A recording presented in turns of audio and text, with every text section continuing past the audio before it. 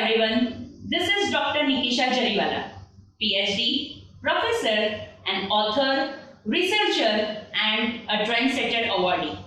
Today I would like to share experience regarding my second book.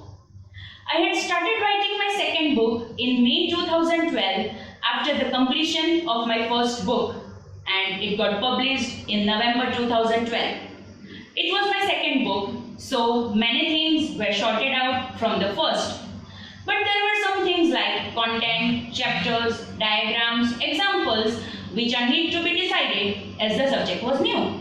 But I was crystal clear that what topics I need to consider within this book and up to what extent I need to cover those topics. So comparatively, it was easy from the first book. So writing my first book was very useful, because of which I was able to complete this book within 6 months. At the end, I would like to thank my support system, my family and my Guruji for everything. If you want to know experience regarding my third book, stay connected. Thank you.